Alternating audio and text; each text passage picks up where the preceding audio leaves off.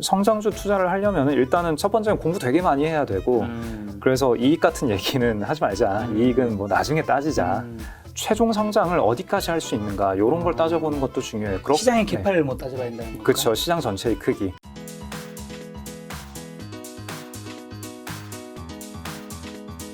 오늘 책은 바로 다모다란의 투자 전략 바이블 편입니다. 자, 이번 시간은 이제 성장주 투자의 함정에 대한 이야기를 좀 들어볼까 하는데 책에는 성장주 투자 전략에는 세 가지 잠재 위험이 있다. 첫째, 미래에 실제로 성장할 기업을 찾기는 쉽지 않다. 과거 성장률도 애널리스트의 기대 성장률 추정치도 신뢰도 높은 지표는 아니다. 둘째, 수익률 낮은 프로젝트에 투자하면 성장은 가치를 파괴할 수 있다. 셋째, 고성장 기업은 대개 위험도 크다. 고성장이 주는 이득이 고위험 때문에 모두 사라질 수 있다. 자, 성장주 투자의 함정 어떻게 보십니까? 성장주 일단 통계적으로 지는 게임이고요. 네, 아 진짜요? 네, 성장주 다들 좋아하시잖아. 다들 좋아하고 저도 좋아하죠. 근데 뭐 지는 게임이에요? 그래서 행복하신가요, 다들? 아니 그건 아니지. 네, 성장주가 좋을 땐 좋은데 이게 간혹 좋고요.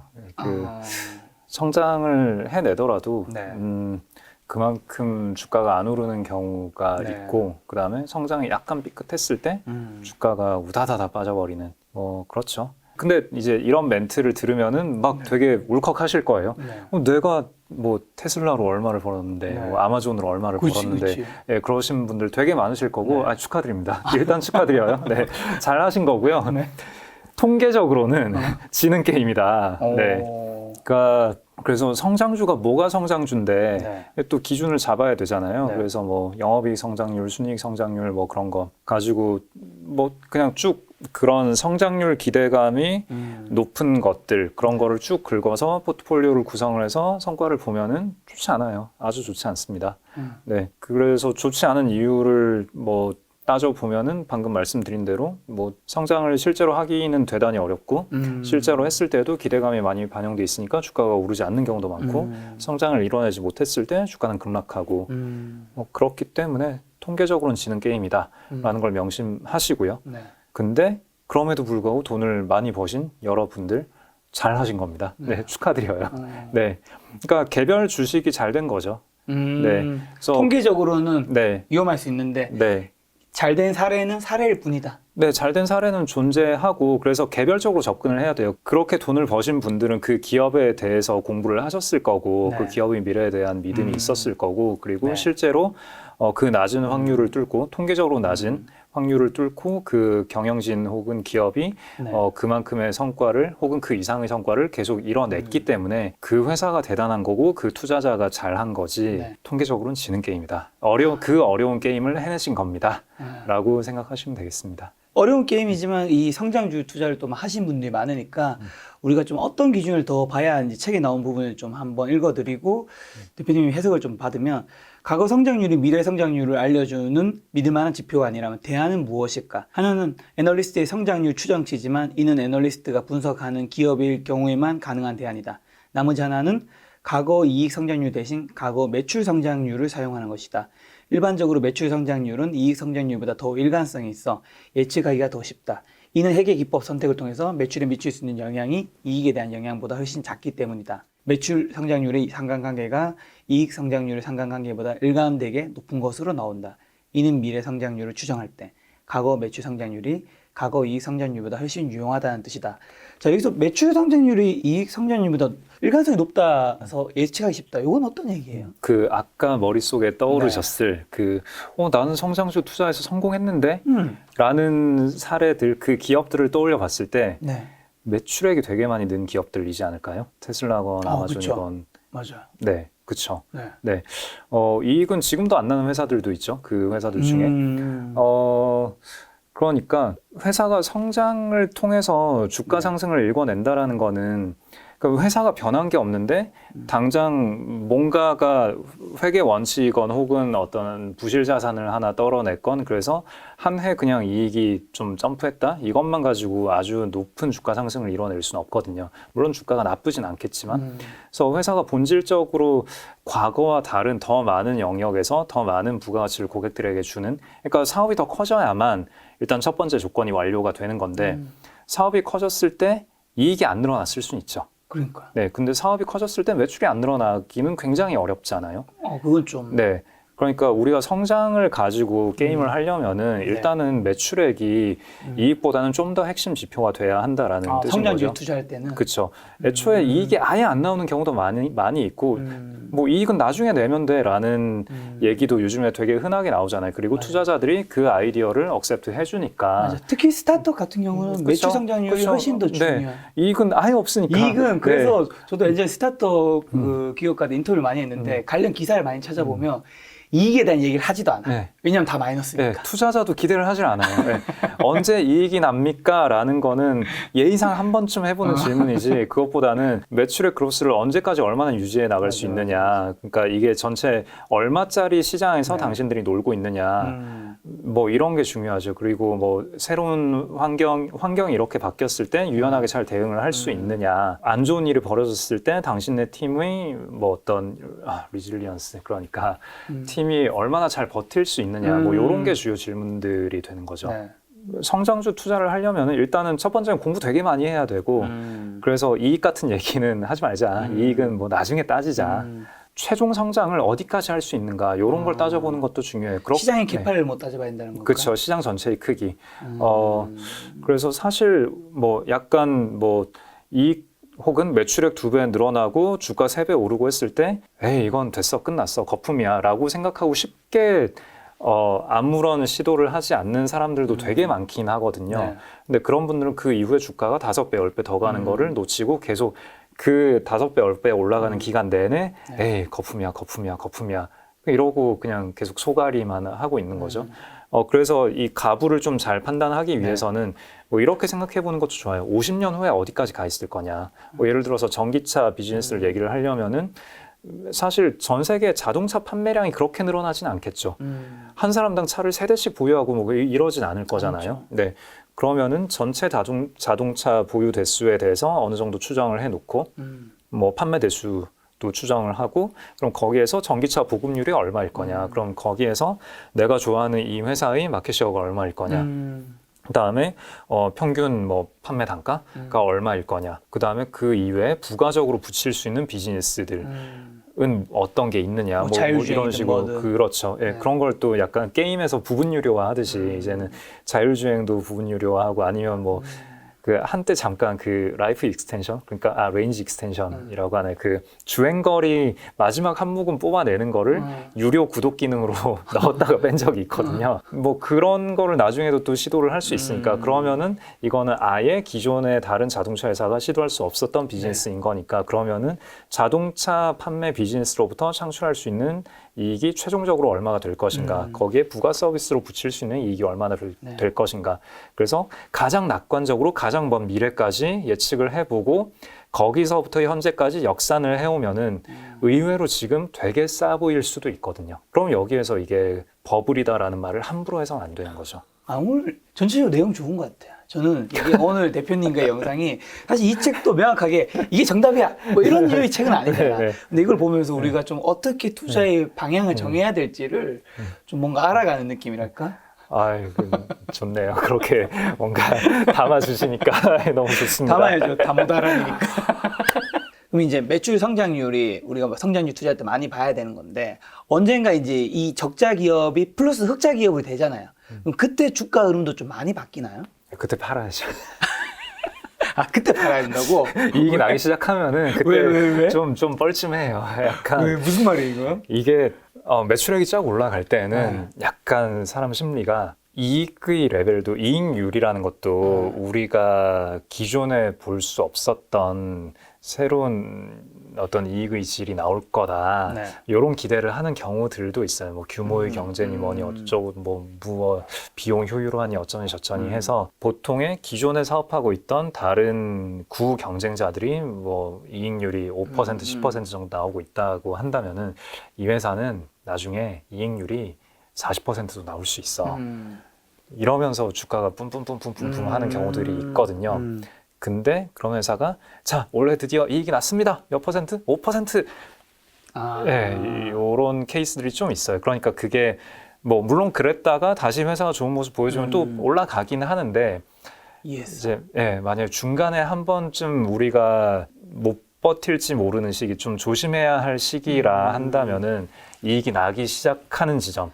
근데 실제로는 네, 다른 수치가 나왔을 때. 근데 만약에 네. 우리가 생각한 그 기대치만큼의 수치가 나왔을 때 더 주가가 올라요? 어떻게 돼요? 동화 반복이긴 한데 기대치만큼 딱 그만큼 나왔으면은 뭐 변동이 없겠죠. 아, 없고. 근데 이게 너무 사후적인 해석인 거죠. 변동이 없으면은 변동이 없을 때 이제 그만큼 기대했었구나. 사후적으로 확인되는 거라서 네. 사전적으로 지금 이 기대치만큼이냐 아니냐 이거는 큰 의미는 없을 것 같고요. 어쨌거나 웬만하면은 좀 안 좋았던 것 같아요. 통계적 유의성을 말씀드릴 수는 없지만 경험적. 예, 그 피부에 새겨졌던 네. 기억으로 보자면은 네. 이익이 나기 시작할 때는 네. 좀 실망감들이 있었어요. 네. 근데 그렇게 실망하고 팔아댔을 때 뭐 다시 사는 것도 뭐 괜찮은 방법이기도 했었고 단기적으로는 좀 어쨌든 떨어질 수 있는 요소들이 네, 있었다.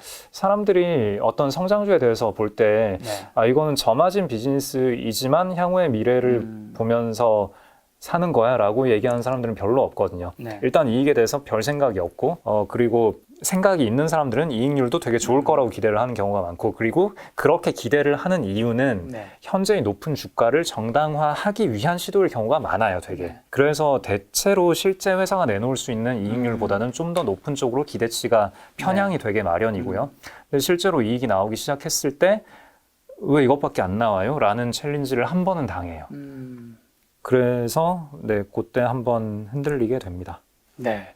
자, 성장률 투자할 때 어떤 기준을 더 봐야 이제 책에 더 나온 것들이 과거 EPS 성장률이나 애널리스트의 성장률 추정치만을 근거로 구성한 성장률 포트폴리오는 위험할 수 있다. 그러므로 이 포트폴리오에는 몇 가지 조건을 적용할 필요가 있다. 성장에 과도한 대가를 지불한 것이 아닌지, 성장이 지속될 수 있는지, 위험이 과도하지 않은지, 성장의 질이 높은지 등을 확인하는 것이다. 요거는 뭐 방금 전에 설명해 주신 거에서 다. 네, 그래서 기본적으로 통계적으로 지는 게임이기 때문에 네. 개별적으로 공부 많이 하고 고민 많이 하는 걸로 접근해라. 뭐 네. 그렇게 퉁칠 수 있을 것 같습니다. 앞서서 그 이익의 안정성 얘기하면서 비슷한 얘기를 했는데 네. 그 성장을 하면 회사가 성장을 했음에도 불구하고 기업 가치는 더 파괴되는 경우가 있거든요. 뭐 예를 들어서 ROE 5%라면은 네. ROE 5%여도 배당을 안 하면은 회사 이익은 계속 늘어나잖아요. 늘어나는데 네. 그 자본 비용이 10%다. 네. 자기 자본 비용이 10%인데 ROE 5%로 계속 성장을 하면은 성장을 하면 할수록 기업 가치는 계속 낮아져요. 그 회사가 성장을 하고 이익이 났을 때는 그걸 확인을 해봐야 돼요. 그 현재 이익률이 이제 이 회사가 낼 수 있는 이익률이 어떤 정상적인 상태까지 올라온 거냐. 그렇다고 하면은 이 회사는 이제 가치를 창출하는 회사인가 아닌가. 이제 다시 새로운 시험대에 올라가는 거죠. 네, 근데 보통 그 시험대를 통과하지 못하는 경우들이 좀 있죠. 그리고 그 시험대에 올랐을 때 좀 그 시험대를 통과하지 못하는 경우들이 꽤 있어요. 근데 처음에 기대감이 너무 과했기 때문에. 이번에는 이제 역발상 투자랑 모멘텀 투자 많은 분들이 좀 하고 계신데 요거에 대한 함정에 대해서 좀 먼저 여쭤보면, 역발상 투자 함정에 대해서 책에서는 최근 폭락한 주식에 투자하는 전략은 이론상으로 유망해 보이지만 실제로는 매우 위험하다. 굉장히 좀 아리까리하게 이제 설명을 하시는데 그 뒤에 또 이어진 문장이, 역발상 투자자는 최근 폭락한 주식에 투자하는 전략이 유망하다고 생각한다.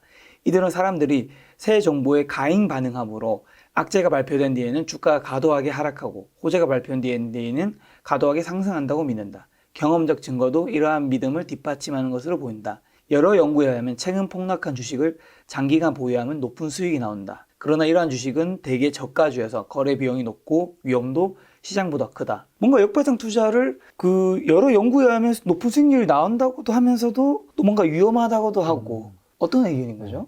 일단 그 8장과 12장을 묶어서 네. 같이 이야기를 하자라는 거는 아주 훌륭한 발상이신 것 같습니다. 네, 8장과 그 10장이 역발상과 모멘텀 투자입니다. 네, 역발상은 네. 어떤 움직임이 있을 때 그거에 반대로 가자라는 투자인 거고, 모멘텀은 어떤 움직임이 있을 때 따라가자라는 거잖아요. 그래서 이 두 챕터가 딱 페어로 엮이고 내용에서도 네. 서로를 많이 언급을 하거든요. 네. 근데 8장과 12장으로 떨어져 있어가지고 이 두 개는 장이 8, 9장으로 붙어 있으면 좋겠는데 라는 생각을 했는데, 우리가 붙여보겠습니다. 그러면은 어디서부터 역발상이냐라는 걸 우리가 좀 생각을 해봐야 될 거예요. 그러니까요. 그러면 주가가 하락한 거냐, 혹은 뭐 이익이 줄어든 거냐? 그럼 주가가 하락한 거다라고 하면은 주가가 얼마나 하락해야 역발상이냐? 아니면 이익은 또 얼마나 빠져야 역발상이라고 하고 있느냐? 네. 뭐 그런 얘기를 할 수 있을 텐데 일단 그런 세부적인 얘기는 이 책에 나와 있고요. 관심 있으면 이제 디테일하게 보시면 네. 될 것 같고 역발상 투자 이론적으로는 유망해 보이지만 실제로는 매우 위험하다. 그러니까 이론상 유망한 거는 그런 거죠. 사람들은 좀 과도하게 반응한다. 네. 그러니까 뭔가 안 좋은 일이 생겼을 때 네. 조금 안 좋은 건데도 으악 무서워 이러면서 도망가고 그다음에 맞아. 조금 좋은 거에도 막 열광을 하는 경우들이 네. 있고 하니까 사람들이 공포감에 질려서 도망갈 때 그때 용기 있게 매수에 나서라. 네. 뭐 이런 얘기들 많이 나오잖아요. 어떻게 보면 이번 주에 있었던 코스피가 크게 하락한 날과 그 다음날 바로 크게 오른 날이 이런 느낌을 좀 볼 수도 있는 거 아닌가요? 그렇죠. 요거는 또 그 작년에 제가 재밌게 읽었던 주식하는 마음이라는 책이 있는데 네, 그 책에서 역발상 투자에 대해서 이렇게 위험하다라는 걸 언급하는 부분이 있어요. 그 작년 코로나 때를 네. 봤을 때 우리는 작년 3월에 용기 있게 매수에 나선 사람들 이분들을 역발상 투자자라고 부르죠. 네. 시장이 막 급락을 할 때, 시장에 피가 낭자할 때 네. 용기 있게 매수에 나섰더니 돈을 벌었죠. 3월 말부터 그쵸 4, 5, 6 쫙 돈을 벌었잖아요. 그 사람들은 어떤 학습을 했을까? 거 봐라. 남들과 반대로 행동하는 게 돈을 버는 길이다. 이런 학습을 했겠죠. 시장이 공포일 땐 사라. 그렇죠. 시장이 공포일 때 사라. 근데 여기서 우리가 빠뜨린 거는 시장이 얼마나 공포일 때. 그러니까 공포의 바닥을 우리가 어떻게 알 수 있지? 라는 건데 자, 우리가 항상 빠뜨리는 사실은 시장이 급락하고 매수에 나선 사람들이 1월에도 있었고요. 1월에도 주가는 많이 빠졌고 그때 개인 매수 4조 정도가 있었어요. 그리고 2월에 또 빠졌죠. 자, 2월에 빠졌을 때에도 개인 매수 4조 정도가 있었어요. 주가도 빠졌고 그때 그러니까 용기 있게 매수에 나선 사람들이 많이 있었다라는 얘기죠. 네네. 그 사람들은 또 어떻게 됐을까? 3월에 또 하락을 얻어맞았잖아요. 그러니까 1월에 용기 있게 나서고 2월에 용기 있게 나섰던 사람들은 그 이후에 급락을 맞으면서 뭘 배웠을까요? 바닥 밑에 지하실이 있네. 그러니까 단순히 운이라는 건가요? 단순히 주가가 하락했다라는 것만으로는 우리가 투자에 나서야 할 이유로는 부족하다라는 거죠. 그렇죠. 네. 그래서 그 책에서는 이제 거기에서 우리가 추가로 던져야 할 질문으로 뭐 여러 가지를 설명을 하는데 그건 뭐 그 책에 나오는 얘기니까 넘어가고. 그래서 여기서는 통계적으로 검증을 하는데 재밌는 건 그런 게 있어요. 모멘텀 투자를 보통은 뭐 특히나 좀 나는 펀더멘탈을 보는 건전한 투자자라고 하시는 분들은 모멘텀 투자를 되게 경시하잖아요. 그냥 뭐 말이 돼? 라고 하잖아요. 근데 이론적으로도 약간은 말이 되고 모멘텀 투자가 그리고 통계적으로도 초과 수익을 내는 몇 가지 모멘텀 지표들이 존재는 해요. 네, 그게 12장에 나오긴 하는데 6개월 가격 모멘텀. 6개월 동안 가격이 오른 주식을 쫙 묶어서 사면은 약간의 초과 수익이 나와요. 다음 6개월 동안. 개인적인 거예요? 통계예요? 통계. 이 책에 나오는 내용이에요. 네네. 네. 개인적으로는 뭐 그렇게까지는 못하죠. 그 수익의 폭이 미미하기 때문에 이게 거래 비용을 제하고 나면은 뭐 그렇게 좋은 성과를 주진 않을 거거든요. 네. 그리고 어닝 서프라이즈가 나왔을 때 어닝 서프라이즈가 크게 나오고 주가가 한번 뛰잖아요. 이걸 미리 예측은 못한다 치고 그렇죠. 이걸 보고 주가가 오른 이후에 따라서 사더라도 오른다. 그 이후에 약간은 올라요.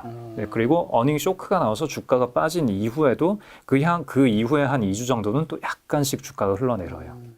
그러니까 시장이 좀 늦게 반응한다. 그러니까 모멘텀 투자의 이론적 근거는 어떤 정보가 공개됐을 때 시장에 그 즉시 모두 반영되는 게 아니라 시차를 두고 천천히 반영이 된다. 늦게 움직이는 사람들이 있다라는 거죠. 근데 또 이게 모멘텀 투자라는 아이디어가 약간은 자기 실현적 예언인 게 모멘텀 투자가 가능하다라고 믿는 사람이 많을수록 모멘텀 투자가 가능해지죠. 그러니까 자, 뭐 예를 들어서 어닝 서프라이즈가 되고 주가가 올랐더라도 그 이후에도 주가가 조금은 더 오를 수 있다. 라고 믿는 사람들이 많으면 그 사람들이 어닝 서프라이즈 나온 이후에도 주식을 사겠죠. 그래서 주가가 더 오르겠죠. 그렇죠. 네, 자기 실현적 예언이 되는 거죠. 네, 그렇게 믿는 사람이 많기 때문에 실제로 그렇게 일이 벌어지는. 네, 그래서 모멘텀이라는 게 우리가 완전히 경시해야 될 건 아니고 이론적으로도 약간의 근거가 있고 약간 그 행동경제학에 그런 게 있어요. 인간이 의사결정을 할 때 자기의 독자적인 판단도 하긴 하는데 다른 사람의 의견을 되게 많이 참고를 해요. 그렇죠. 네, 그렇기 때문에 어떤 게 나오고 사실 어닝 서프라이즈가 나왔어도 이게 잘 나온 거야? 못 나온 거야? 이렇게 헷갈려하는 사람들도 또 있긴 있거든요. 근데 서프라이즈가 나오고 주가가 오르니까 잘 나온 거구나. 그래서 좋네. 이러면서 따라 사는 사람들이 존재하기 때문에 네. 또 계속 그런 추가적인 흐름이 있을 수 있는 거죠. 어닝 쇼크 때도 마찬가지고. 그래서 자, 모멘텀 전략이라는 거는 네. 이론적으로도 약간의 근거가 있고 통계적으로도 약간은 작동한다라는 거예요. 네. 지금 말씀해 주신 내용을 요약한 게 책이 나오는 게 모멘텀 투자 함정에서 가격이 오른 주식이 앞으로도 올라갈 것이라는 생각은 직관적이다. 이 때문에 모멘텀 기반 전략은 많은 투자자를 유혹한다. 금융시장에서 가격 모멘텀 효과가 존재한다는 증거가 존재하기는 하지만 주의사항이 있다. 과거에 상승한 주식은 가까운 미래에도 상승하는 경향이 있다. 그러나 그 모멘텀은 몇 달 이내 반전할 수 있으며 장기간 보유할수록 반전 가능성은 더욱 높아진다. 실적 발표와 주식 분할 등 특정 정보가 공개된 이후의 주가 반응도 마찬가지로 모호하다. 좋은 소식 공시 후 주가가 상승하고 이후에도 꾸준히 상승하는 경향이 있긴 하지만 단지 며칠에 그친다. 가격 모멘텀은 어떤 지점에서 끝나거나 반전된다. 두 경우 모두 거래량 증가가 수반되면 모멘텀이 지속될 가능성이 높은 것으로 확인되었다. 네, 네. 그 내용도 되게 재밌었어요. 네. 가격 모멘텀에서 네. 그 거래량 증가가 수반되면은 이게 좀 더 강력하게 작동해요. 네. 요거는 실제로 좀 개인적인 게 아니라 통계적으로. 예, 통계적으로도 지금 한 얘기는 다 통계적인 네. 얘기고요.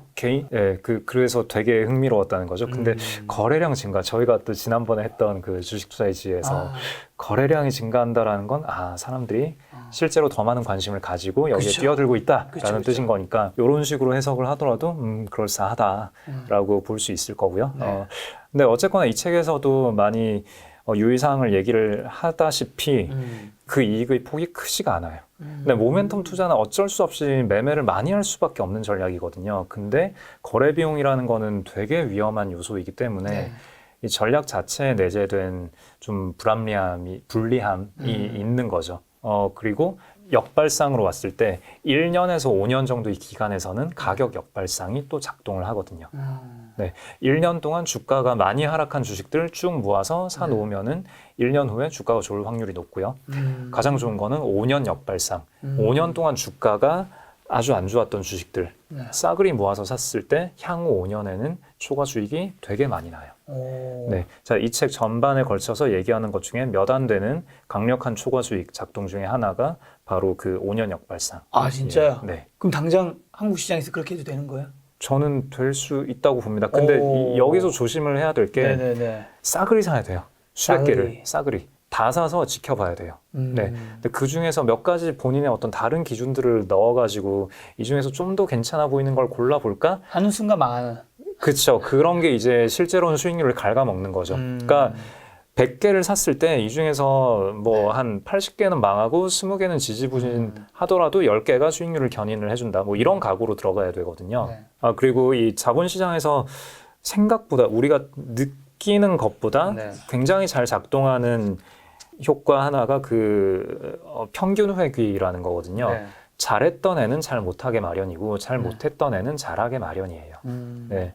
이런 건 사실 뭐 저희가 생활 속에서도 보면은 뭐 한 사람이 뭐 어떤 운동선수도 그렇고 뭐 시험 성적도 그렇고 뭐 잘 될 때도 있고 못 될 때도 있잖아요. 근데 한 번 잘 됐다고 해서 뭐 내가 80점 맞다가 90점을 맞았다고 해서 그 다음 시험에서 100점, 110점 이렇게 맞는 거 아니잖아요. 그리고 80점 맞았다가 70점 맞았다고 해서 60점, 50점으로 내려가는 거 아니잖아요. 80 됐다가 70 될 때도 있고 또 80 될 때도 있고 뭐 가끔은 90 될 때도 있고 뭐 그런 거잖아요. 계속 어떤 이벤트가 반복이 됐을 때 평균으로 수렴하는 거는 생각보다 더 강하게 나타나는 효과고요. 그래서 역발상 전략이라는 거는 그냥 아주 단순하게는 그 평균 회귀를 이용한 전략이다라고 볼 수도 있는 거죠. 이 책에서도 역발상 투자 시 어떤 기준을 더 봐야 하는지에 대해서 장기적 관점을 갖춘 신중한 역발상 투자자라면 거래 비용이 너무 높지 않고 위험도 적정 수준인 패자 종목을 매수해야 한다. 역발상 투자 전략으로 성공하려면 먼저 장기적 관점과 변동성을 견뎌내는 인내심을 갖추어야 한다. 그리고 거래 비용과 위험이 낮아지도록 유의해서 포트폴리오 구성해야 한다. 대부분 투자자는 먼저 손실을 경험하고 나서 수익을 얻게 된다. 역발상 투자 전략은 안전하지 않다는 점에 유의해야 한다. 네, 이것도 결국 마찬가지로 앞에서 네. 했던 얘기들과 비슷한 종류의 첨언인 것 같아요. 네. 역발상 투자한다고 주가 많이 빠진 걸 샀는데 진짜 망할 회사 사면 안 되잖아요. 그래서 그런 것들은 좀 어떻게든 걸러내야 되지 않을까 네. 그런 얘기로 보시면 되겠습니다. 그리고 모멘텀 투자할 때 이제 어떤 기준을 더 봐야 하는지에 대해서는 투자자가 사용할 수 있는 모멘텀 전략은 두 가지다. 첫째는 가격과 거래량 모멘텀이 있는 주식을 사는 것이다. 즉 특정 기간에 다른 주식 대비 더 많이 상승하고 거래량 증가폭도 큰 주식을 산다. 이러한 주식은 다른 주식보다 좀 더 위험한데 내부자가 매도하는 고평가된 주식을 제거하는 식으로 성공 확률을 높일 수 있다. 둘째는 긍정적인 어닝 스프라이즈를 발표한 주식을 사서 실적 발표 이후에도 주가가 오를 것으로 기대하는 것이다. 다시 말하지만 지속적으로 이익이 증가할 가능성이 높은 기업과 그렇지 않은 기업을 구별해야 성공 가능성을 높일 수 있다. 비슷한 얘기인 것 같습니다. 그래서 거래량이라는 거는 그 아까 주식 투자의 지혜에서 또 같이 언급을 네. 했다시피 그 가격 모멘텀의 신뢰성을 좀 더 높여주는 네. 되게 유용한 지표다라고 통계적으로 남아 있고요. 네. 그래서 거래량도 같이 보는 게 좋고 그리고 내부자 얘기는 요 12장의 다음 장인 13장에서 네. 내부자 매수 매도를 어떻게 활용을 하는가 네. 뭐 거기에 대한 내용도 나오는데 이제 그것도 같이 활용을 해봐라 그런 네. 얘기라고 보면 알겠습니다. 되겠습니다. 바로 이어지는 이제 장이 이제 전문가를 따르라는데 전문가를 믿고 투자하는 것의 함정에 대해서 나와요. 책에서는 그 전문가가 한쪽은 진짜 뭐 펀드 매니저나 애널리스트 이런 전문가랑 그다음에 한쪽은 그 내부자들 두 가지를 내부자, 표현을 한 그렇죠. 것 같던데 내부자가 유의미하게 매수하는 주식은 내부자가 유의미하게 매도하는 주식보다 가격이 상승할 가능성이 훨씬 높다. 내부자의 거래 시점과 그 거래 정보가 공시되는 시점의 차이는 개인 투자자가 그들의 성과를 복제하기 어렵게 만든다. 여기서 이제 그 전문가는 이 내부자로 볼 수 있는데 이거에 좀 함정, 전문가 믿고 투자하는 함정 뭐라고 보시나요? 이 챕터도 굉장히 네. 흥미로운 챕터였는데 네.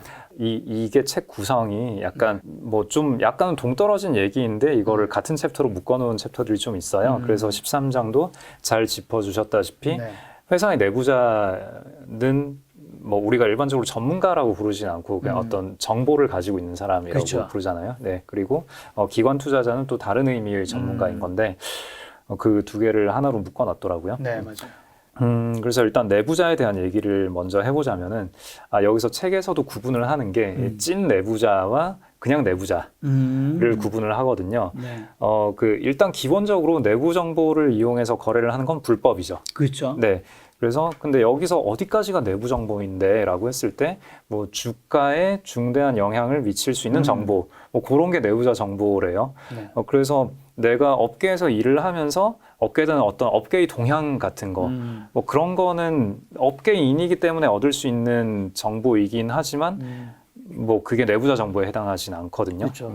근데 사실 우리가 궁금한 건 그런 거잖아요. 그 찐 내부자 정보. 진짜 핵심 뭔가를 맞아. 가지고 거래를 한 사람. 그래서 이 사람들의 거래를 좀 따라갈 수 있으면 좋겠는데. 그렇죠, 그렇죠. 네. 근데 일단 첫 번째는 이 거래는 불법이기 때문에 그 내부자 거래라고 공시를 하는 거는 그런 거래를 해놓고 미쳤다고 그런 정보를 가지고 공시를 하진 않잖아요. 그렇죠, 그렇죠. 네. 공시 아무 문제가 없을 때 공시하겠지. 네, 문제가 없는 거일 때 내가 거래를 하고 그걸 공시를 할 거기 때문에 진짜 찐 내부자 정보를 가지고 거래를 했을 때 어떤 성과가 나오느냐, 초과 수익이 나오느냐라는 거는 우리가 검증하기가 어렵다.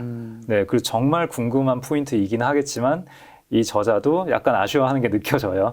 이거를 도무지 알 방법이 없다라고 하면서 약간 오해하지 말라면서 하는 얘기가 있는데 네. 흔히들 어떤 찐 내부자 정보를 가지고 거래를 해서 돈을 되게 많이 번 사람들이 이제 철컹철컹 되어가는 장면들을 보니까 우리가 찐 내부자 정보의 수익률이 대단히 높을 거라고 생각하는 경우들이 있기는 한데 네.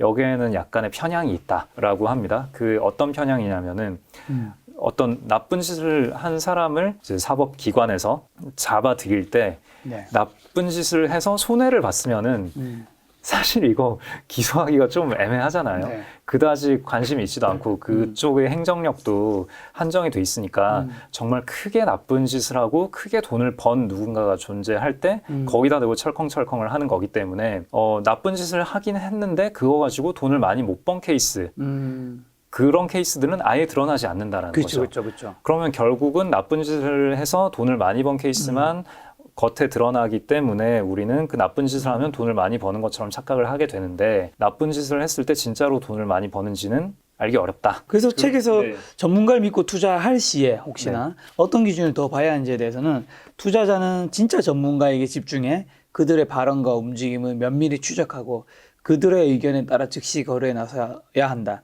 성공한다면 거래 비용이 꽤 높은 단기 투자 전략을 갖춘 셈인데 이를 통한 수익은 거래 비용을 제하고도 남을 것이다. 그래서 공시되는 전문가, 공시되는 내부자들의 수익률이 어떠한지를 검증을 해봤더니 네. 이것도 추가 수익이 나긴 나요. 그러니까 회사 내부에서 주식을 사는 사람들이 뭐 가지고 있는 주식을 파는 거는 다른 어떤 생활비가 필요하거나 네. 뭐 자녀가 결혼을 한다거나 여러 네. 가지 이유로 팔 수 있죠. 뭐 네. 부동산을 산다거나. 네. 근데 안 가지고 있다가 주식을 사는 사람들은 뭔가 이유가 있어서 사는 걸 거잖아요. 당연하죠. 근데 회사 안 좋은 상황에서 사는 이상한 놈은 없겠지. 사실 있긴 하지만 뭐 어느 날 갑자기 오너가 임원들 불러가지고 자네들 뭐 하는가. 약간 그런 거지. 그 자동차 회사에서 자사 자동차 사게 하고 자기 통신사에서 자기 통신사 그렇죠. 그래서 그런 케이스는 그렇구나 하고. 그걸 보통 자폭이라 표현했나? 뭐라 표현했는데. 근데 의외로 또 그런 게 성과가 좋기도 해요. 그런 케이스를 제외한다면은 어쨌거나 내부자가 그냥 살 때에는 네. 뭐 굳이 되게 심각한 그런 정보가 아니라 하더라도 그래도 분위기 좋으니까 살 거잖아요. 자, 그러면은 이 saram들의 수익률이 어떨까라는 걸 추적을 해봤더니 와, 쏠쏠하게 수익률이 나는 거예요. 추가 수익이 꽤 나요. 이게 또 이 책에서 이야기하는 추가 수익이 나는 몇 안 되는 전략들 중에 하나이긴 한데 네. 문제는 투자자가 이걸 쓸 수 있느냐. 이 사람이 산 시점에 그대로 따라 사면은 수익률이 나는데 문제는 우리는 그걸 알 때쯤에 공시가 됐을 때니까. 그렇죠. 이게 뭐 한 달쯤 지나서 공시가 되잖아요. 그러니까 그때는 이미 주가가 오른 이후이기 때문에 공시된 시점부터 사면은 추가 수익이 나지 않아요. 이걸 따라 살 수 있으면 수익이 나지만 현실적으로 우리가 듣는 그 전문가 내부자의 의견은 사실 찐 내부자는 아닐 확률이 굉장히 높기 때문에 현실적으로 거의 불가능한 거네요. 찐 내부자는 아닐 확률이 높기 때문에라기보다는 이제 찐 내부자는 아까 이제 나쁜 사람들 얘기하면서 했던 거고요. 그래서 요거는 이제 그냥 공시하는 내부자, 공시하는 내부자들이라 하더라도 추가 수익은 나긴 하지만 우리가 실시간으로 쫓아갈 수가 없다. 그렇죠. 네, 그래서 쓸 수 없는 전략이다가 네. 되는 거죠. 그러면 이번 장의 전문가를 따라 그 투자하는 거는 어떻게 보면 우리가 포기해야 되는 부분이겠네. 그런 건 또 있어요. 그 전문가가 이제 내부자 얘기를 잠깐 했잖아요. 이제 애널리스트 얘기를 하자면은 애널리스트가 추정치를 바꿨을 때, 그럴 때는 또 약간의 추가 수익이 나요. 그리고 추정치를 높였을 때는 사고, 낮췄을 때 팔고, 약간의 추가 수익이 나고, 거기서 좀 더 확률을 높이려면은 그 애널리스트들 간의 편차가 크지 않을 때, 모두가 한 목소리로 100억이 난다라고 했다가, 추정치가 120억으로 올라갈 때, 뭐 그럴 때 추가 수익이 좀 더 날 거고요. 근데 뭐 100억 난다는 사람도 있고 80억 난다는 사람도 있고 120억 난다는 사람도 있고 하다가 조금씩 올라갈 때 뭐 그럴 때는 조금 약할 거고요. 그리고 어닝 서프라이즈도 마찬가지예요. 어닝 서프라이즈가 추정치의 편향이 적을 때 어닝 서프라이즈가 나오면은 그때 그 주가의 상승폭이 더 크고요. 어닝 추정치의 편차가 클 때 어닝 서프라이즈가 나오면은 요거는 조금 힘이 약하죠. 근데 왜요? 편차가 클 때는 어쨌든 어닝 서프라이즈 나왔을 때 왜 그게 좀 적어요? 편차가 클 때는 좋게 보는 사람도 이만큼 있고 안 좋게 보는 사람도 이만큼 있잖아요. 그러다가 서프라이즈가 났으니까 안 좋게 보는 사람들만 어이쿠야 하면서 따라가게 되죠.